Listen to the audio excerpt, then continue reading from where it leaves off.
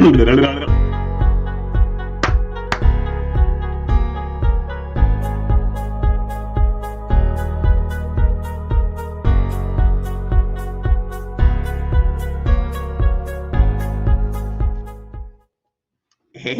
good afternoon to you. Yes, it is January 26th. Oh, this month is kind of flying by, also, is it not? Yeah, it definitely is. And everything changes kind of frequently, yet again, does it not? And it just happens that way. And then the question is, well, are we ready for it? Are we ready for these changes that come up on us? Are we ready for the opportunities that present itself? Are we prepared to talk about some of those things that come up that are sensitive topics? And that's kind of where we're going to go with this whole thing. Spoke with my production staff over here. I spoke to my mother-in-law. I was like, all right, what should we talk about today? She's like, current events. Why not talk about that new Supreme Court, well, one of the Supreme Court justices that is looking to retire, and all of a sudden we have a possibility, probability, or definite that somebody else will take that person's place. So that's the way it stands right now. It's like, wow, you talk about politics? Do I really want to talk about politics? And the answer to that is no, I really don't want to talk about politics. But it happens. We have to, don't we? Well, you have to in some regard. We have to talk about politics, but it is there, and it just seems like it's infiltrated everything that we do, everything across the board. Got to wear a mask if you go out in public. Well, not on the street, but if you're close, maybe you should. You go indoors, you should. But if you've got some sort of a reason not to, well, you don't need to. But then again, if you don't wear one, then you're making a statement because you're not wearing one and you really should. And then if you're a business, do you ask? You don't ask. And there's a difference maybe if it's a public place or a government place versus a private business. And then where is the line in the sand when it comes to a private business being a private business and asking you to do things for the safety and comfort of the other folks that are in there, the employees or not? Then everything's a statement. Heck, even wearing, perhaps, even wearing an American flag nowadays is a political statement, not a, hey, I'm proud to be a U.S. citizen. It's a political commentary as that goes. Neighborhood I'm in puts up flags. It's like it used to just be a show of support for something that's going on, yet all of a sudden it's got some political ramification behind it. But those two cops that got shot, both of them passed away. That's a political thing? It shouldn't be. But then again, you put the wrong post up on that one, and all of a sudden everybody's taking a side with it. And I know there was some councilwoman that made a comment and she included the names of the two police officers and then the person who did the shooting, all in the same comment that she made. It was the same, I don't know if it's the same sentence, but whatever. Definitely within the same comment of the whole thing. And it's like, everybody's up in arms over it. Should you be? If I give you my opinion, now I'm talking politics as opposed to just talking about how terrible it is and how unsafe it seems like. But even if I say that, no, all of a sudden we're in some realm over here of talking politics. You know what I mean? And that kind of thing. So where is that? It's tough. It definitely is tough. So this whole idea of a new Supreme Court judge being appointed or being voted on, right, being accepted by everybody. Well, last year everybody was concerned it was all Republican. This year, all of a sudden, seems like the Democrats are going to have their pick, perhaps if that's approved. And I think that one of the judges that's now going to have the lead role was somebody that was appointed or chosen during the Obama administration. Now all of a sudden the Democrats are up a little bit. I always thought the Supreme Court was supposed to be non-political. Well, is it? Is it not? Shouldn't it be? I tend to think it should be, right? It should be all for the people. These are the people's choices, right? Yes, no. But then again, how hard is it to run for a government office someplace, let alone to become a senator or somebody in the House, where you're able to vote on these things? How challenging is that? How political do you need to be or not be, or should you be as a judge if you're going to be brought into the possibility of being, where you become a Supreme Court judge? Shouldn't politics play no role in the whole thing? Shouldn't it really be a totally non political position? Yet it's fallen into that role. Read sports. Sports has been, in my humble opinion, terribly disappointing that we have to see politics roll into sports. And we've seen that happen with football years ago. Baseball seems to stay out of it a little bit more so, but I don't watch every game. I don't watch most games. I'm actually, it's been followed along. I'm really not a big sports person. Following football, baseball, and all the rest of that stuff. I got a few friends in that area that apologize there for that statement. But I always thought going to a sports game was going to a sports game, not going to a political statement or political rally or political something. Yeah, it's kind of gotten in there. I've seen that happen with football years ago.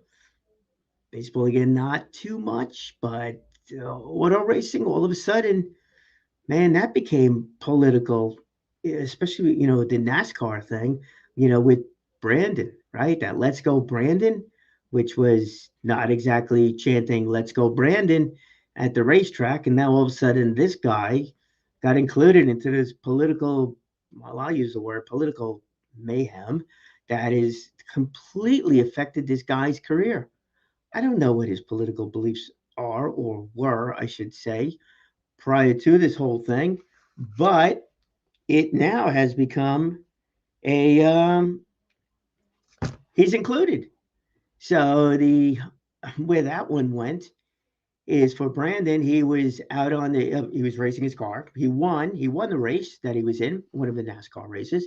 He won. So instead of doing the interviews like NASCAR used to do in pit lane, in the winner's circle, which is away from the fans, it's just the broadcast side of things. They decided to try to make this sport more exciting, more about the fans.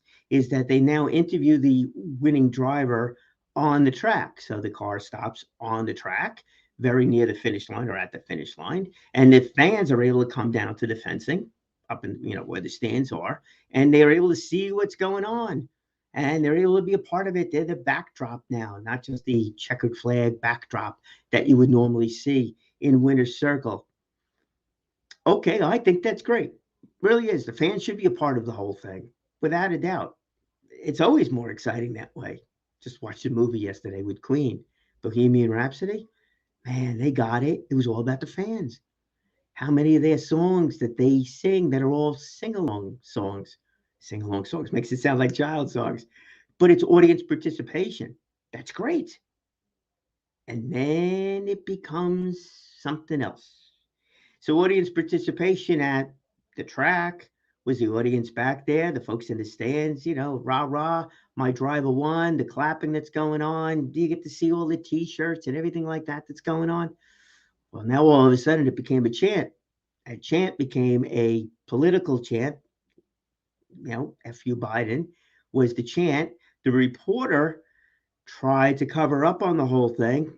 Let's use another word. Tried to minimize that and said to Brandon, who she was interviewing at the time, and said, "Hey, they're saying let's go, Brandon." Sounds great, right? But they weren't. Now, Brandon did his interview and all the rest of that stuff. And then because social media, everything spread like wildfire. So it wasn't just the racing fans that saw it.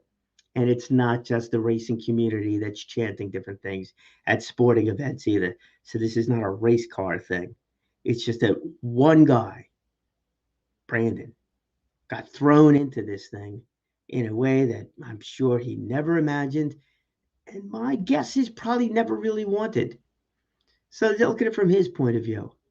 Brandon's out there racing his car, young guy racing his car. He winds up winning. That's great. He won. And then they're chanting this thing. Okay.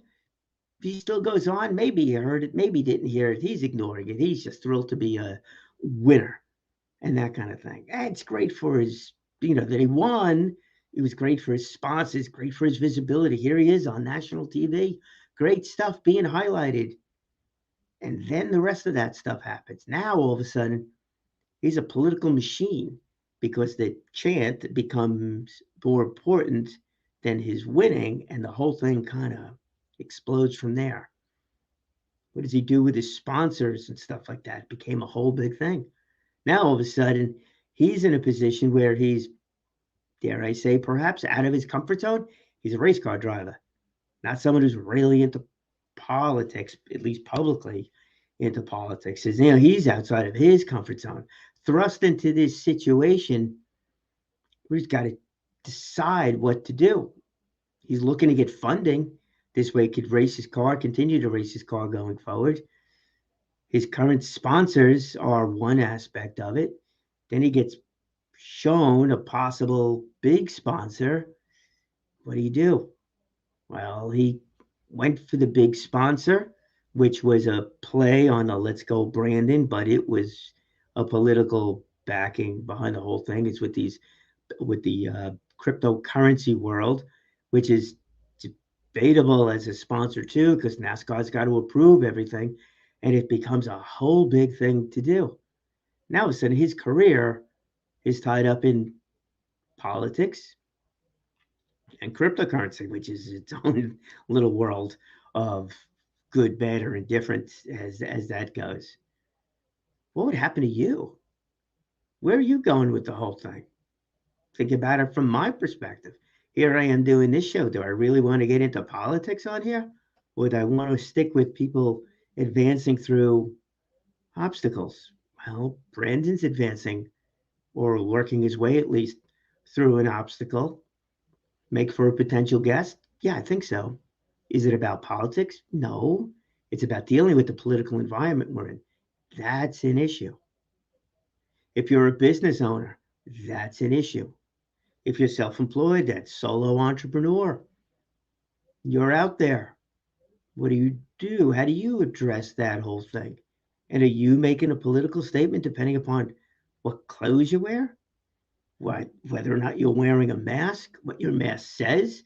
And I've seen some masks that are rather political. I've seen some t-shirts also rather political as you're going. Look, if you're a private citizen or if you're a private business, what you do is what you do. Maybe. Look, I've seen some of these videos, and I'm sure you have too. Those going out there and pushing those First Amendment rights, those freedom of speech rights. Gosh, I personally think they're going, dare I say, too far? Yeah, I really do. I think some of these folks are just out there looking to pick a fight, including some of those other videos of people going into restaurants and pushing the envelope of wearing a mask, not wearing a mask. It's like, really? Like, how hard is it to do? And if you really like the place, why are you giving those employees such a hard time? They're just doing their job. They're just following the instructions. They're just trying to make everybody enjoy their experience in that place, restaurant, or whatever it is. Comfortable environment. Isn't it what we're all shooting for? If you're dealing with the public, creating a comfortable environment for everybody? I think so. I do believe so. Now, if you got restaurants, if you're running a restaurant, man, I give you a lot of credit. You got so many different issues and so many different gray lines that you're working through over here. Wear a mask, don't wear a mask. Well, if you're eating or drinking, you don't need to wear a mask. Fine. Okay. But if you're sitting there chatting at the table, do you put it on or don't put it on? Went out to eat with a friend of mine. Everybody in the restaurant was a restaurant. Everybody in that restaurant was wearing a mask all the employees, all the staff, everybody in there was wearing a mask. They did the entire way through. No questions about it on their side. I think they were great. We were wearing a mask while we were eating. That's good. And then we had coffee and sat and chatted. Well, did we put them? And we were well away from everybody else too. So it was just the two of us. Did we wear the mask the whole time? No, we didn't. Thought about it afterwards, actually. It just was not a thought, but it wasn't a political statement. It's just a thought. It's like they could have said something. They didn't say anything. Don't know where to go with that one. So, it's kind of tough.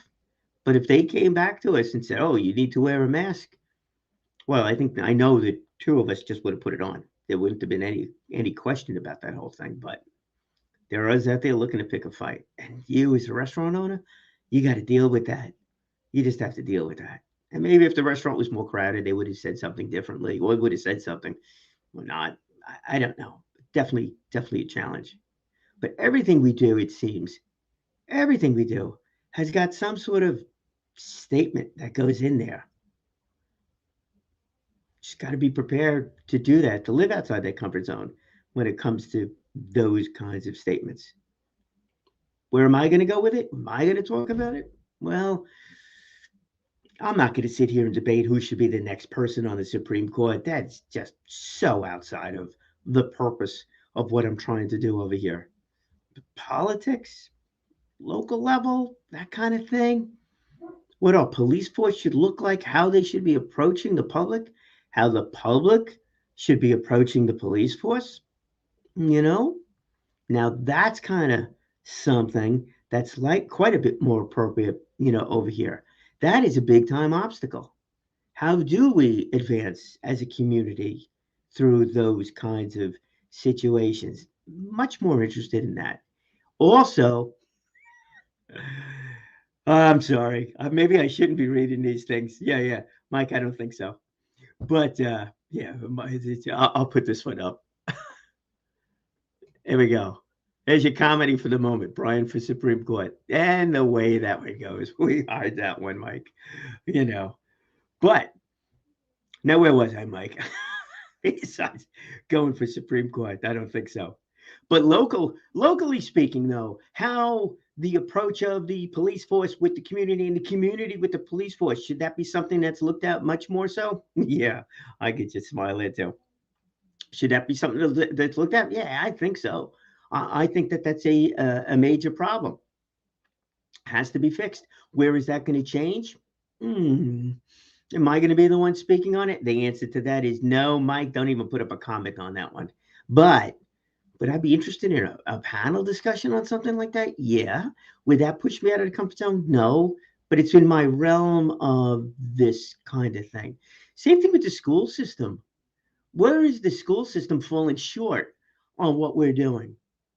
I think it is actually. I think that we need to really help to promote the vocational ideas, not vocational training, but vocational careers that could be highlighted so much more inside of our high schools, not our colleges, but inside of starting with the high schools. Should definitely be in the colleges too, but starting within the high schools, maybe even earlier, with our students and giving them a little bit more freedom with some aspect of their day when it comes to exploring that, bringing in more of these career days, doing that aspect of it where the students are able to see so much more of what is possible.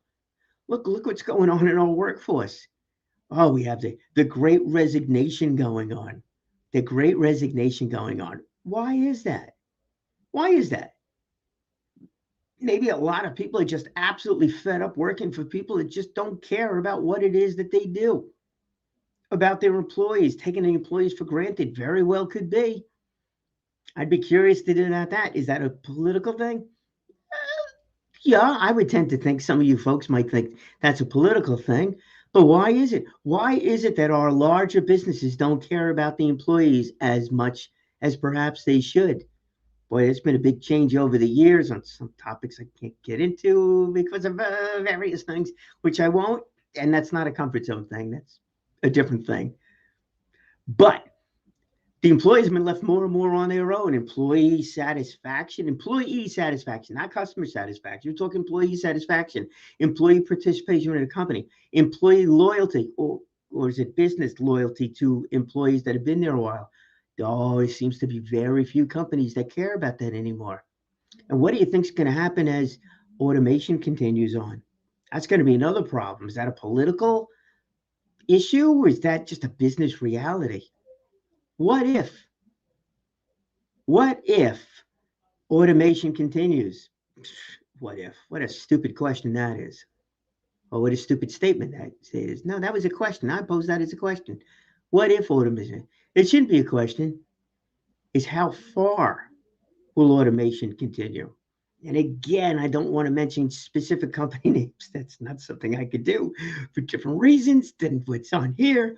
But go take a look at the news, my friends.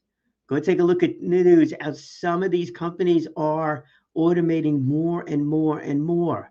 So what does that mean? That means a lot of people are going to be displaced because they will be replaced by computerized systems, which are going to make companies work much more efficiently. Let's go back in time. Let's use Henry Ford. And yeah, I know some of you folks not really big fans of Henry Ford. A little anti-Semitic, right? Right. Oh, there's another political statement that gets tossed in over there. But Henry Ford was the one who automated the assembly line. Go take a look at some of those videos that are out there. Heck, I would play videos on this thing, but I actually got slapped on the wrist by YouTube on copyright infringement. I don't even know what it was, that it was. It was another program that I played, but it's public and there was no, so who knows? You look for yourself. All right. Automation. Look what happened to the assembly line. What I got here, 22 minutes in. Look what happened with the assembly line. All of those workers that were on the assembly line, most of them are gone. It got automated. Now an assembly line is one robot after another after another. There are people working, but they're not putting the bolts on these cars. They're not doing the welding. Machines are doing that. There's people behind the scenes. Heck, I was watching a video. I can't give you the age on this thing, but I think it was a audio tape, might have been a video of somebody being interviewed in the 1930s. It was a video from the 1930s. Man, it was old. So was the guy they interviewed because he was born in the 1860s. And what they were talking about was 60s, 60, 40. Yeah, it was about that. And what they were talking about with that gentleman was farming. Farming. What do you think farming was like in the 1860s, 70s, 80s, right? It was a cow. It was an ox. I guess it was an ox. Shows you what I know. It was an ox pulling a cart. It was hand. It was all done by hand, planting the seeds, doing the farming, pulling the corn and whatever it was out of the ground, all done by hand. Well, the question that came to him was, how much did machinery change farming? Think about that. All right, all you homeowners, think about this. What if you had to actually cut the lawn? Actually cut the lawn. Forget about doing it by hand, okay? You're not going to go out there with a scissor. You probably would have owned goats if it was back in the day. And actually, if it was back in the 1860s, you wouldn't have a lawn, would you? You'd probably have some wheat field out there. Maybe you'd have some goats that are eating the grass and done that way. I venture to say you wouldn't have a manicured lawn. Wouldn't be that. But let's just assume there was no power lawnmower. You had one of those push mowers with the blade. You had to walk around and actually push the blade and sharpen the blade the whole way through. And then all of a sudden the lawnmower came out, a powered machine that started with an engine or electric. You could even jump ahead that way. Boy, did it go that much faster. Self-propelled maybe, ride-on mower. All of a sudden that changed your life. We're talking about lawn. What about farming? How much has that changed? Jump ahead. And I'd venture to say most of us don't work in manufacturing. Most of us don't work in a warehouse. But what if you did? What if you went into a warehouse? What if you saw how automated that is? You've seen those videos that are out there, all these computers running around. Automated. A lot of jobs are no longer there. Shipping industry, and I know we've got this supply chain issue out there someplace, but where is that? I don't know. Maybe the breakdown on that one is the trucking industry. Whew, I'll get to that in a second. But you take a look at those old videos about boats, ships, cargo. How did it get from the ship to the dock? In bags. People would do and carry it off in bags. Then all of a sudden, you got cranes that got created. Now, all of a sudden, at least you could lift it off. So those bags were on pallets. Now, all of a sudden, those ships, remember that one that got caught in the Suez Canal, ran aground? How many containers were on there? What was it, like 10,000? And if I'm wrong, you can correct me. 10,000, and Mike, that'd make a heck of a photo. Or all those ships that are out and off of the LA port that are just out there waiting to get into the cargo areas. These ships are too big to get into some places nowadays. But those ships are carrying containers, thousands upon thousands of containers. And then they come off those ships in a container and get loaded directly onto, well, I think some of them get directly loaded onto a trailer, but a lot of them get directly loaded onto a robot, and this robot transported over to another area where then it gets transported and placed onto either a truck or a train or something like that. All automated. And maybe the next step on that one is going to be the truck drivers and the train operators, that all of a sudden they no longer are needed because it's all operated by computer, right? Driverless trucks. That's not a thing of the future. It's here. Hell, even flying cars is close enough. You need it. From what I read, there's some place where they got flying cars. Flying cars. Yeah. I'm talking about today, but you need a pilot's license to do it. Okay, we all get a pilot's license. That going to happen? I don't know. But self-driving trucks, that's here. What if all those truck drivers get replaced? There's a lot of things that are happening that are moving where technology is moving along, that it's going to change so many things that are taking place. So do I think the school system, let's go back to that comment there. Do I think the school system needs to change a little bit? Yeah. Because if everybody is resigning, if you get this massive people that are resigning from companies, and then companies are not going to replace them with people, they're going to replace them with automation. When you get out of high school, you get out of college, what job are you going into? Well, you better be going into something that you absolutely love, that you're absolutely great at, that you could really add value to, because some of those jobs, many of those jobs that are jobs, yeah, I'll say it, they're just over broke, right? Have you heard that one about what does a job stand for? Just over broke. But many of those jobs, entry-level jobs, are not going to be there. I know we keep complaining about minimum wage and things like that, and how it should be higher to go and address the cost of living. Well, maybe the cost of living has gotten too expensive. Oh, that's a political thing too. It's like, oh, well, how do you get away from this stuff? I don't think you can. I really don't think you can. What's going to fix all of these things? I just think it's a massive shift. So, what do we need to do? We need to open up lines of communication across the board. There's one guy that's doing it on the police community relationship side of things. He's doing it from the community up and police up, and he's got some big time debates ahead of him, and he's very outspoken about it. You could listen to his program. That's Devon Tony. He's the one that's talking about it. I had him on here a couple of times. Like to explore that again with him about police relations and community relations, and have an open up conversation in that one. I'll get into politics that way. Definitely will. And then have somebody, on police to community versus community up to police. Or I'm not even too sure which way that would go. But you know what? He's now wants to talk about that whole thing. What about the school side of things? Man, I'm pushing the vocational training as to why that should be. I get involved with the high school career days, and what I talk about is exactly what I spoke about right here.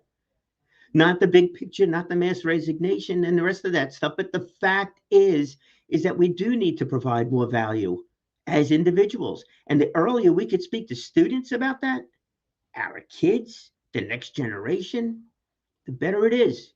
Does this have to do with paying for college and having college be free? Well, I'm not a big fan of college being free. I am a big fan of making sure that all these elementary schools across the board in all different kinds of economic zones are getting the resources they need in order to help those students achieve what they can achieve and not get stuck because there is no funding for after school program because it's in a low income area. That, my friends, I think is just utter crap.